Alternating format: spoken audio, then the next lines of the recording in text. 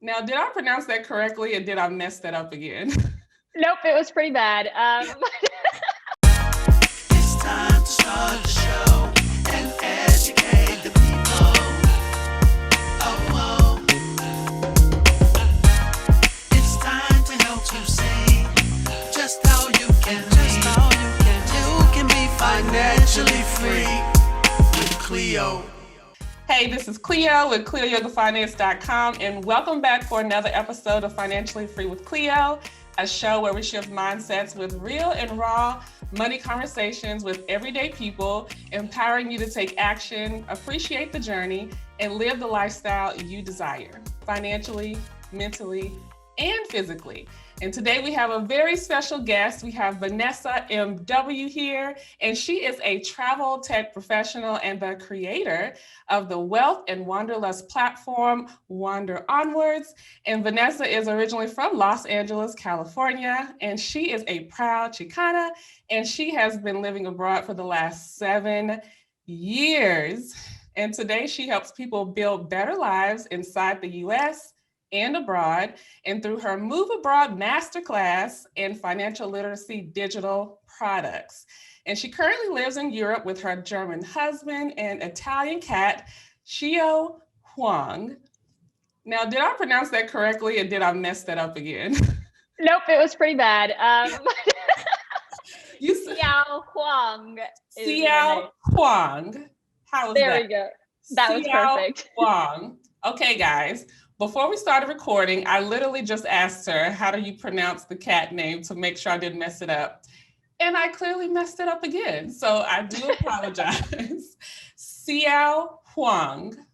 There we go. Yeah. Okay, it's a little better. Thank you so much for being here. I'm so excited because I love all things travel, and I really appreciate you for exposing a lot of us to all the different things that there is to know about traveling or even living abroad. And there's a lot of us that want to learn more about it, especially in today's climate with everything going on with COVID. So first, we want to learn more about you. So if you could tell us how you grew up, let us learn a little bit about your childhood and when you first learned about money.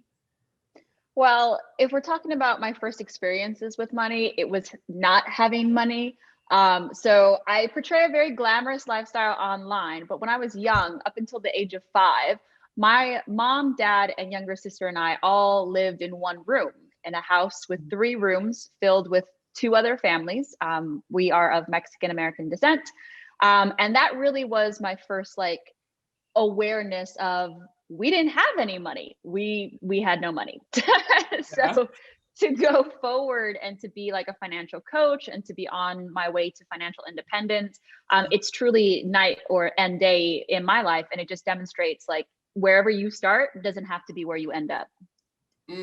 That is so true. And I think it's important for us to reflect back on our beginnings so we can, of course, continue to appreciate all the things that we have today, of course.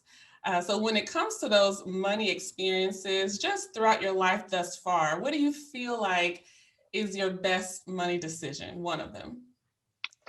Marrying someone with their shit together. Can I say shit? Yes, you can. Okay, good. You'll have to make this rated R on your platform. But honestly, the moments I stopped wasting my time with people who are not at the same level as me was when my second life began. I don't know any woman out there who hasn't wasted her time on male or female counterparts that just didn't have their shit together, and like that toxicity kind of seeps through that relationship. And for me, I've always had like these really romantic, hopeful relationships where I see a man with potential and he reminds me of my dad and blah, blah, blah. But then I'm just like getting dragged down by the person who's not realizing their potential. And when I found an adult functioning man who cooks, who cleans, who takes care of himself as well, because we are not their mothers. That just blew my world up because I got to focus on my financial health, our family planning, and build real generational wealth.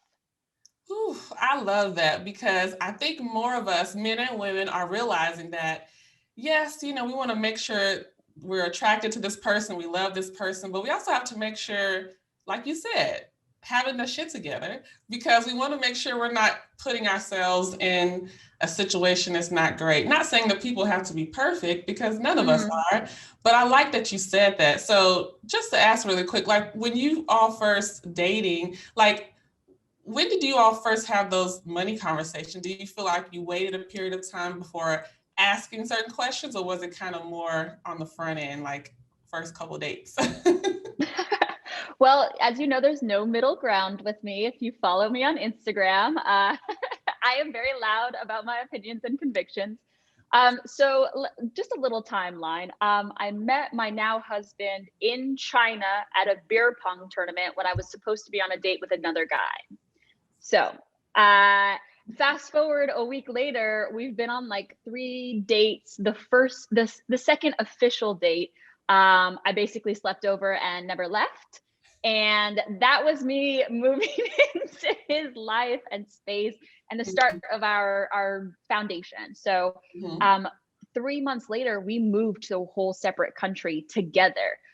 He got posted in London. We were living in China. And he was like, oh, please, I love you so much. Please come with me. And I was like, okay, fine.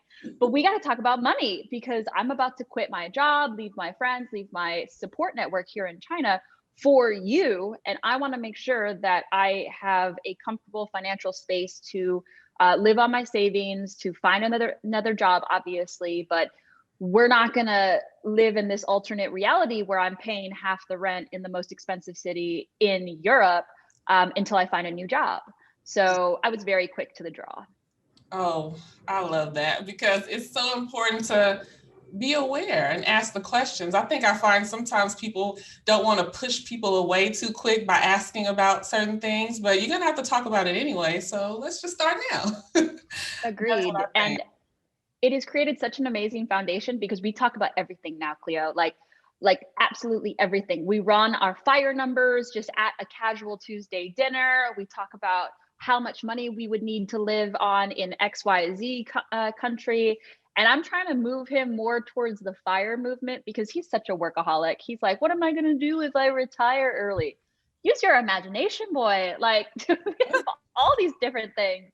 Yes, there's so much to do out there. And I've heard others mention that too, that, I think the days have passed where we wait till we're in our 60s to retire, because there's so many opportunities, so many things to do. So like you said, use that imagination, think about that. And anyone out there listening, if you're thinking about that fire experience, like you can retire early and start to do other things that you really enjoy, and you can still make money from it, okay? Absolutely. I think our fire dreams is he wants to be a professor because he has a doctorate and is a nerd. And I just want to keep doing my Wander Onward stuff, where I help people move abroad, pursue financial freedom, and just get their shit together, really. Yeah. And for those that don't know out there, what does FIRE stand for people who have never heard or not familiar with the term? It stands for financial independence / retire early. But the branding needs a little help, because historically it's only been like white people that get to do this. So we can say relax early, because if you're a person of color, there are family members depending on you. There's a whole bunch of different like cultural layers to it. So we're working on some branding. I like relax early. I like that. I'm going to start using that. I'm going to say, Vanessa showed me this, told me that this is what I'm going to start using. Relax early. I love that. And so you deserve it. Thank you. Hey, I'm trying to elevate my financial life, continue to, I explain to people that, hey, we all have financial goals that we've accomplished, but we all still have, a list of things that we're still working towards achieving. So we're all forever learning and growing, especially when it comes to this money game. And as far as your other money decisions, so if there's any money decisions from the past that you feel that you may regret or feel like was a financial mistake, what is one of those that you could share with us that you feel like is your biggest lesson learned? So in 2015, I did my master's in London at SOAS, the University of London. I loved it. It was the Berkeley of the United Kingdom. So hella protests, super right, left wing, not right, excuse me. And it was just such a great environment for someone who comes from California. But the American in me didn't really understand that you can live on so much less with budgeting and just living in the right places with the right circumstances.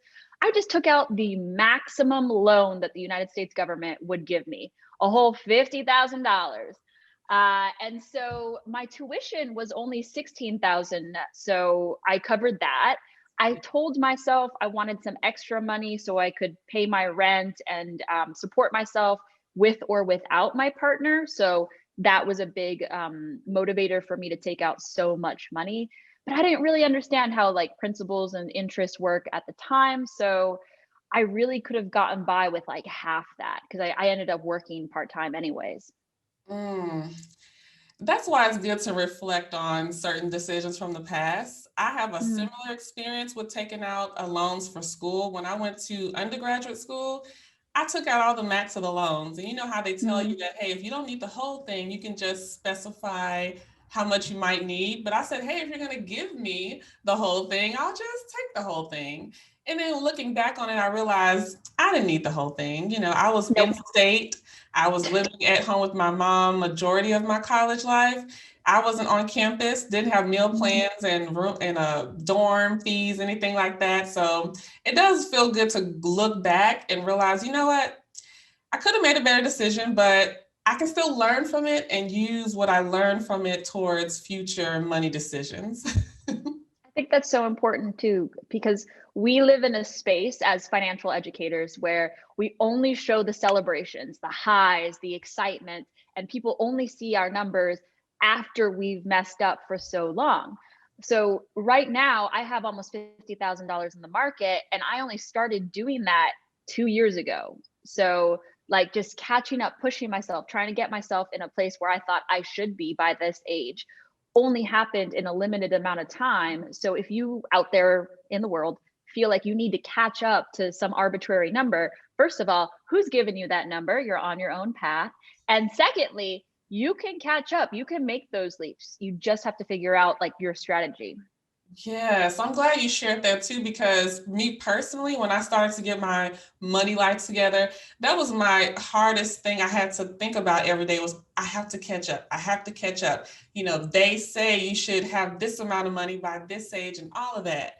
And then I realized, you know what, I can just start where I'm at, work with what I Mm, have, but continue to be learning and growing and being more aggressive in certain areas and consistent so I can reach my goals. So just like you shared that timeline, that it can be done, just like you said, if mm, you have that plan, that strategy together. So you guys listen out there, just know that you don't have to live up to others, you know, timelines or numbers. If you want to reach a certain goal in a certain time, it can be done if you are serious, of course, and mm. consistent, and just enjoy the process too.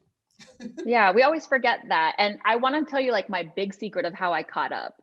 It Mm. was Wander Onwards. Wander Onwards blew up. I started making almost the same amount of money as my tech job, my professional tech job I'm making on social media, which is bizarre to me. And so I was also able to transfer all of my bad habits to Wander Onwards, which is travel, technology, anything associated with content creation, really. So from my own pocket, I no longer have to pay for my own like travel experiences. This penthouse is complimentary of Wander Onwards. Yeah, we're getting it. And then I was able to shift my personal income into the market. So if you want to catch up, it's all about strategy. You need to figure out how to lower your expenses, increase your income, and then allocate that correctly. Yes. And I love everything that you're doing out there. And I think so, like years ago, many of us probably didn't think that we could have certain opportunities or earn certain types of income on social media. But now that Mm, everyone is on social media a lot, people are looking for digital products, listening for professionals, especially in travel and tech. Those are big areas that so many people want to learn more about. And if people can learn from your experiences from the past, hey, why not go ahead and share that? People are already asking for what you're offering. Might as well put it out there. So you guys listening, you may have skills and expertise that people are just waiting for you to share. And there's people that will pay for it too. You don't have to always do something for free. There are people out there that's willing to pay for your knowledge and expertise. Yeah, and it doesn't matter how weird or specific your expertise is. So like my niche is people who want to move abroad. And so Americans feel very comfortable in the confines of the 50 states. So obviously not everyone is aligned with my products, but I niche down so well that I'm able to reach the people who really matter, who really love what I'm doing, my brand, my message. And from that specific clientele, I'm able to fund my life and continue to create this amazing content without starving. So always important. Yes, I love that, without starving. And I know that kind of goes into, being financially free. I know your business have brought you some ways to live financially free and reach some of your financially free goals. So if you could tell me, what is your definition of being financially free? It means I no longer have to live in fear, honestly, Cleo. Like working in travel tech during a global pandemic where no one is traveling, was really the kick in the butt that I needed to crank Wander Onwards up full sound, full speaker, whatever. Because I was living in fear that what do I do if I lose my job, if my company goes bust, etc. I was very blessed that I kept my job while I was doing Wander Onwards, and that's how I was able to compound so much wealth in such a small amount of time. But now that Wander Onwards is like passively managed and self-sustaining, I can really continue to pivot or continue to focus on my full-time job and all the benefits that it has there without pulling myself in two directions anymore, because we're starting to go outside, we're starting to live our lives. I cannot continue what I've been doing through the pandemic. Like the only reason I was able to do this is because I legally couldn't leave my apartment in Germany. Yeah, things are opening back up and people are wanting to get out more. And I know there's been lots of conversation of, road trips like locally in the US, but people are wanting to get away from America and still travel as well. So when you first went on your first international trip, do you remember the first place that you went to? So in the middle of the pandemic, Europe opened up briefly in September. And me and my husband went to Greece. We went to Crete and we went to Santorini, which was actually a huge blessing because in Santorini, you're basically sardined next to each other, I hear. But because of the pandemic, no one was there. And I was able to get all of my Instagram photos. Oh, see how that worked out? Yeah. It was weird though, just seeing Yeah. how vacant everything is. I'm in Spain right now, so I had to take a flight out to the Canary Islands, and the entire flight was packed, but everybody had to have the highest standard of testing. We're being tracked by the government about where we are. So I feel personally safe with that decision, that trip. And now I'm just hanging out in my apartment, doing all the normal quarantine things, just in a different country. That is so cool. And that was one of my thoughts is, when you are traveling internationally, making that decision. Because I know some people, if they want to go to a trip or a certain country, if they require a COVID test, some people decide not to go. Or there's some places that will just say, hey, if you show us that you did a test and it's negative, then you can enter. So do you feel that every other country, besides America, are requiring you to have a vaccine? Or have you seen that most just want to see you take a test to show a negative test?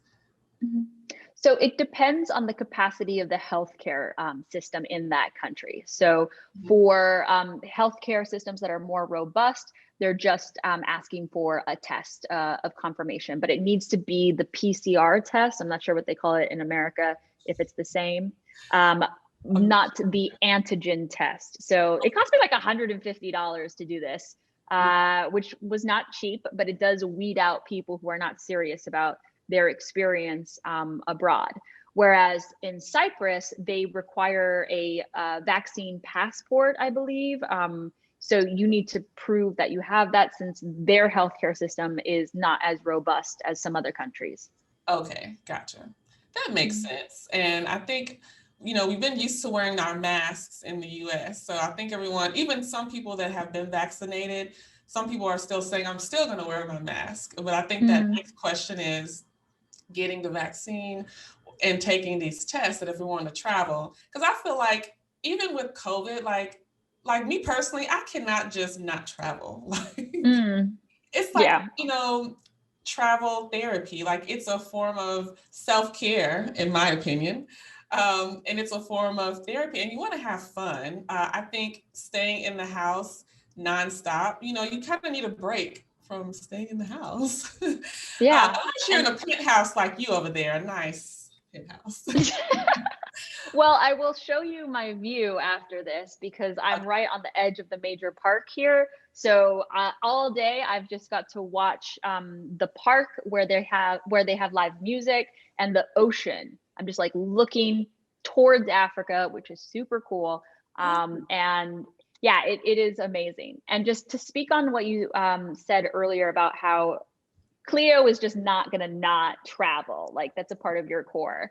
I'm actually out here because I was being emotionally impacted by being locked up. Like you, I'm a very wanderlust spirit. I like to meet people. I thrive off of different cultures, languages, and energy. I found that myself personally was suffering from like anxiety and like borderline depression from just being alone with my thoughts and my anxieties. So that's why I took this impromptu trip to Tenerife because I needed to get that spark back in my body, and I needed that sort of self-care in order to continue doing what I do best, which is supporting my community and doing well at my job. Yes, we have to, because I feel like in order for us to serve others, personally or professionally in our businesses, we have to make sure that we're okay, mentally and physically too. So if that means taking, like you said, an impromptu trip to Spain, then that's just what we're going to do. And that's Exactly. exactly what I have planned for myself. I have a daughter who's graduating on May the 30th. And I told her after May 30th, like people aren't gonna be able to catch up with me this summer because I'm gonna be on the go. I'm gonna feel free. She's my one and only child. So that's why it's even more important of having you on here, is because I love to travel. And since it's been a minute since I've really traveled consistently, it's good for me to understand some things that I may need to be aware of nowadays with everything going on. So when it comes to your business and niching down with traveling, when it comes to moving abroad, like what really made you want to teach this to other people? Did you feel like it was something that was missing out there? Oh, for sure. When I moved to China in 2013 by myself with 2 suitcases, I had never been to China. I didn't know anybody in China. I didn't study Chinese. I just had something inside me that said, you will never be this free again. You have no real responsibilities. Dump your boyfriend, pack your bags, get out to China. So I did that and I made so many mistakes. I was an undocumented individual in China for like 2 months. I don't know if you know anything about Chinese prisons, but they're not great. I did not go to one, fortunately. I managed to figure it out.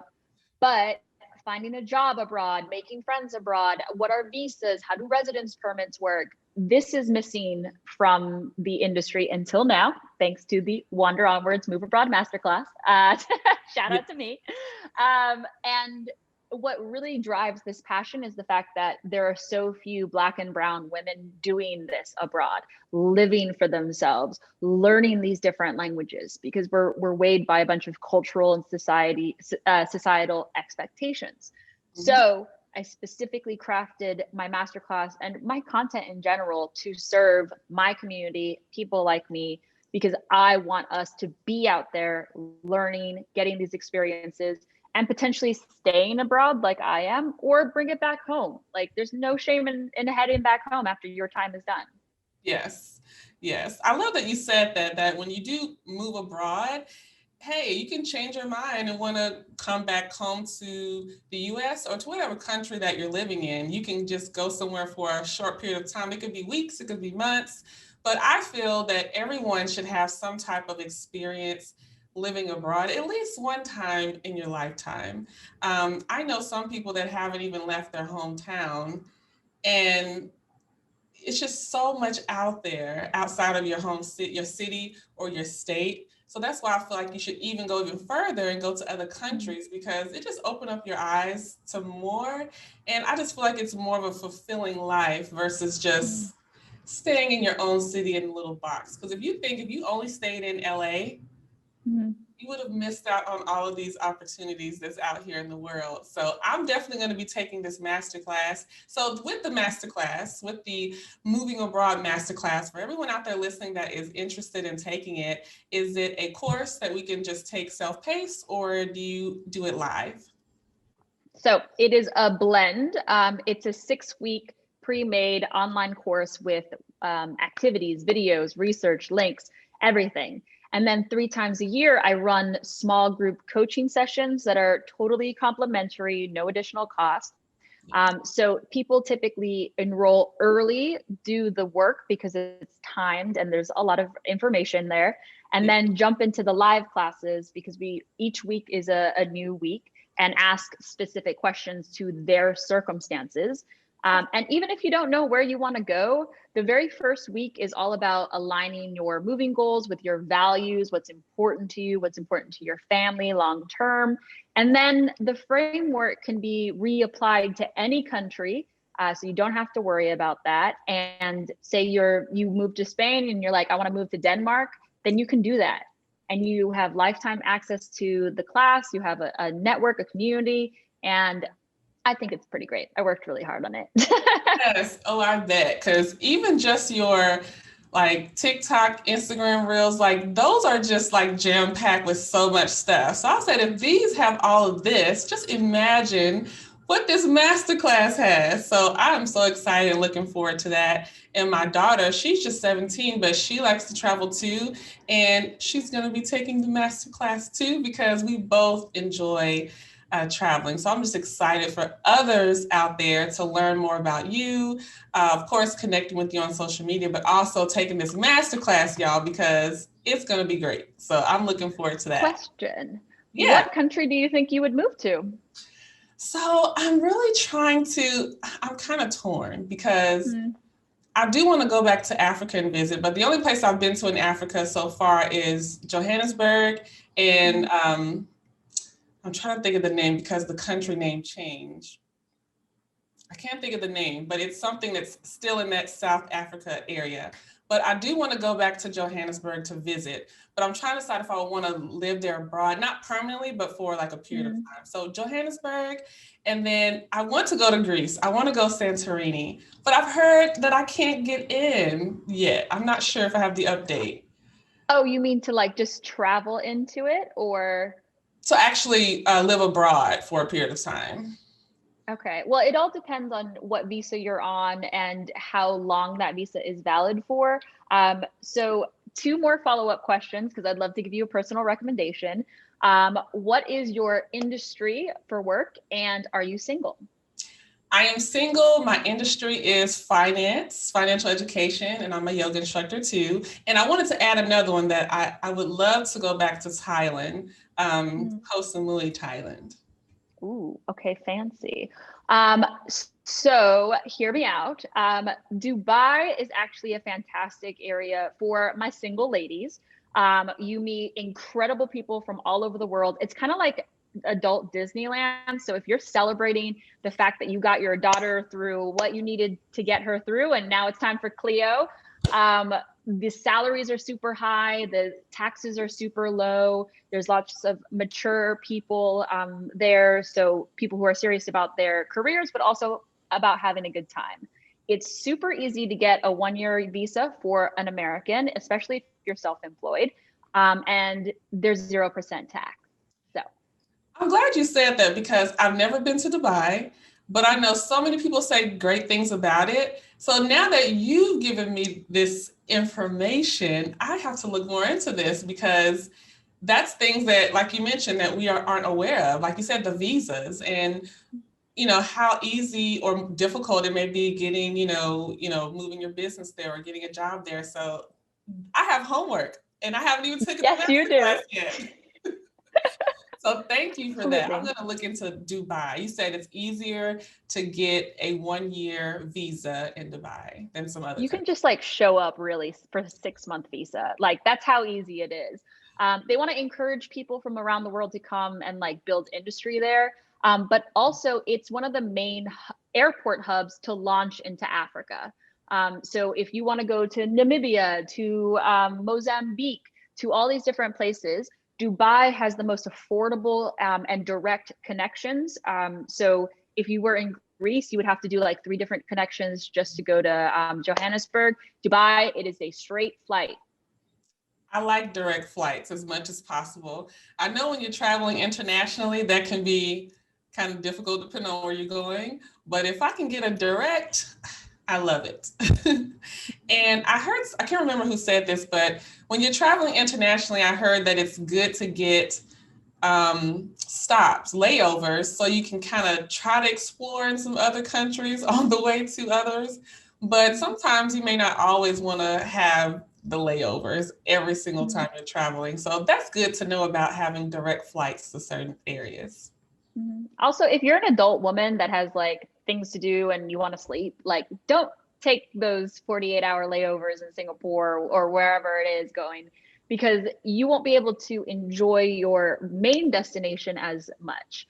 As a young person, I backpacked all over the world and I would do the layovers, like the 30-hour layover in Taiwan or the 15-hour layover in Manila.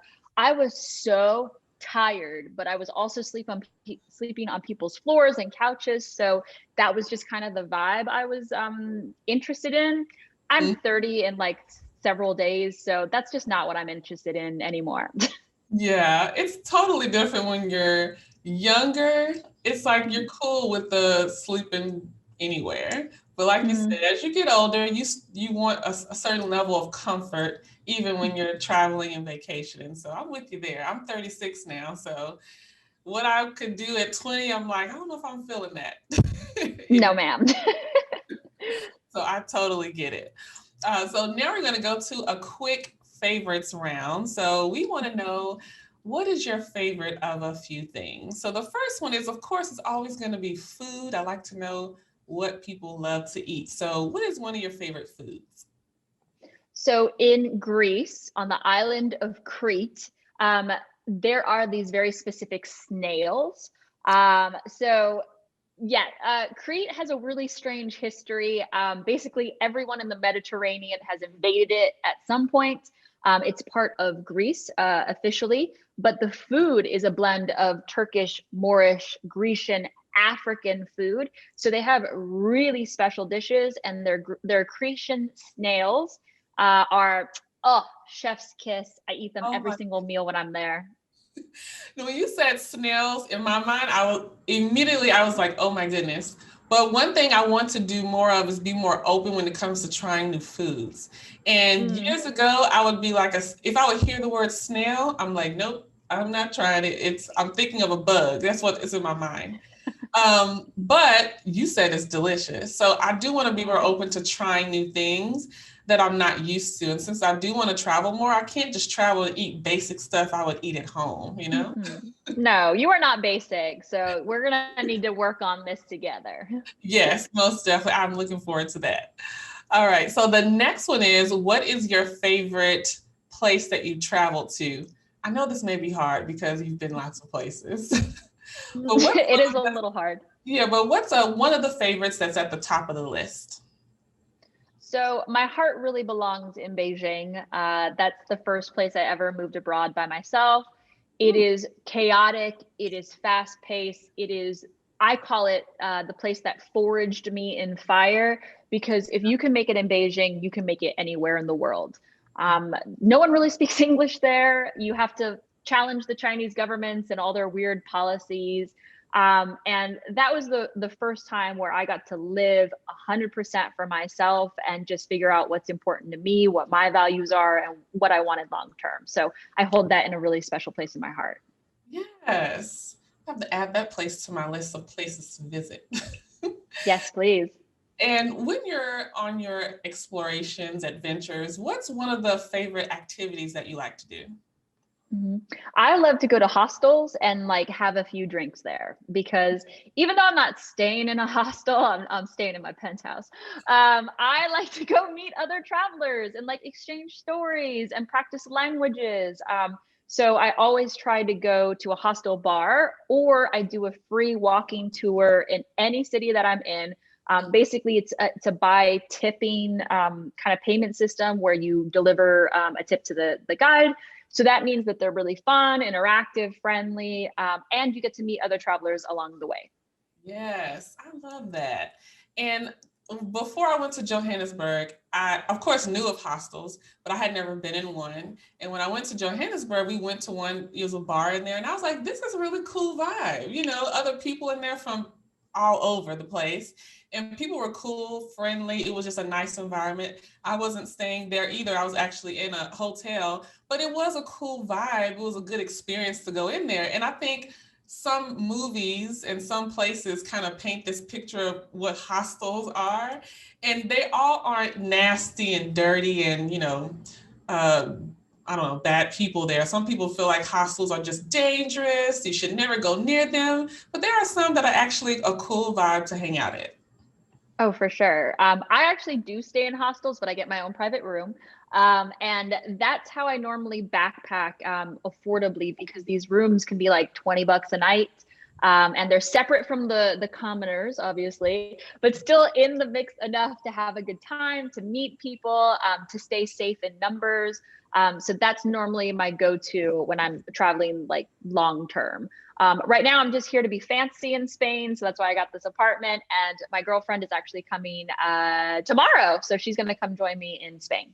Oh, cool. So you've had a little bit of every different thing when it comes to places to stay at when you're traveling. So I love it all. So next one is $500,000. So if you had $500,000 right now, what is the first three things that you would do? Okay, so first I would cut it in half and put it in an index fund, like just straight off the bat, because I want that money to keep compounding and making me money so I don't gotta work no more. That's really the goal. The second thing I would do, I would buy a riad, which is like a guest house in Morocco. So that's the country where my heart is. I run excursions there as well. I want to put one of my home bases in Morocco. So another 100,000 gone. The rest of it, I would just force my husband to quit his job and forcefully take him around the world. I think we would get a car and try to drive as much of it across the world as we just eat incredible things, learn different languages. That's pretty much what I want to do. I love that. Go and live life and explore and not have to worry about anything. I love it. And I like that you put that investment first. Is go ahead and put in something somewhere that's going to make some more money. So I love that. So now I have the financial affirmation card. So I have a deck, and I'm just going to pull a random card, and I'm just going to ask you, well, I'm going to share the financial affirmation with you, and you'll just tell me how it makes you feel or how it relates to your own journey. Okay, I have chills now. Whew. All right. Your affirmation is, I attract money-making opportunities. So that actually speaks very dearly to me right now. For some reason, I've been waking up and money has been there, which is so strange to someone who has historically always been broke. I am on track to hit my first $10,000 month, where I get 10 grand in profit from my side hustle business. It's huge. And honestly, I am doing even less work now because my full-time job is picking up and that needs my attention. But I have constructed my strategy in such a way where I'm still making that money. I'm still getting my brand out. I'm still growing. I might actually hit 25,000 followers in the next week on Instagram, which is really exciting. But it just seems like all the hard work, all the hustling I've put in for the last couple of years is finally paying dividends. And I'm turning away contracts now because I'm only one person. I can only do so much. And yeah, that is so weird that was my affirmation. It was definitely a random pull. I always have my deck here and I just pull a random one. And it's crazy how it's always on point. So I'm glad that is definitely speaking to you right now. Mm-hmm. And I think a lot of us, when we think about certain opportunities and certain things in our life, that's why I like to use the affirmations, because I think it's all about what we say, what we speak, the words we think about, how we feel about money, and that's going to play a role into what opportunities are brought our way. So that's why I like to share the affirmation. I'm glad that it fitted you just perfectly. So the last question here I have is about advice that you would give to yourself. So a lot of times we are asked what advice we would give to our younger self, but I would like to know, what advice would you give to yourself right now in this moment? To present day Vanessa, who has her stuff together, or younger Vanessa? Present day Vanessa.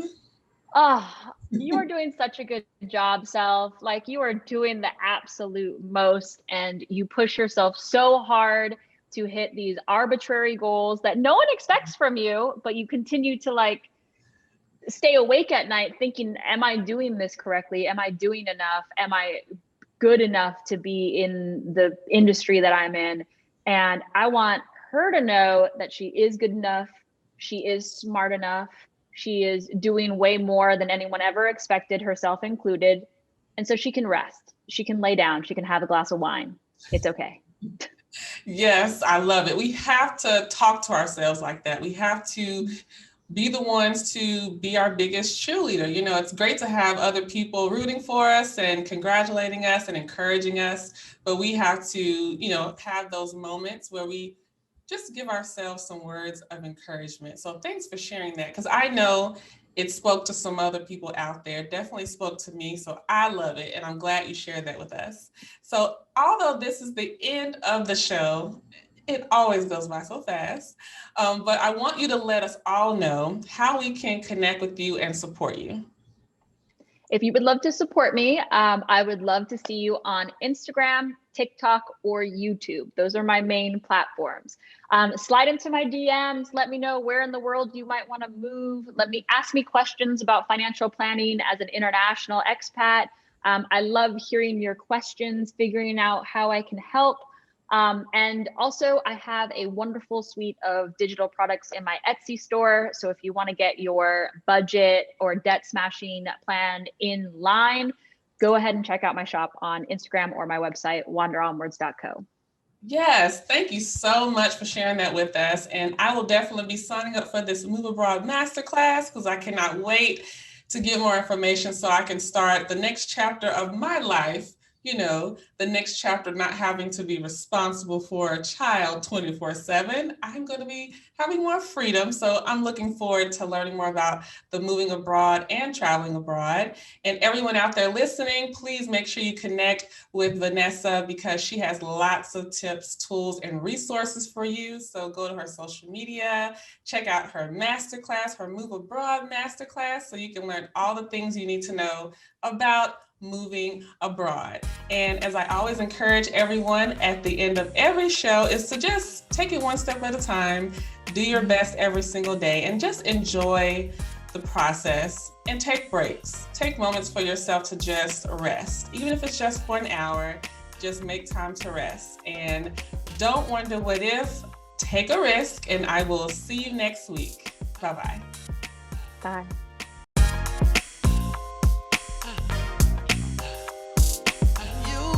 Financially free with Cleo.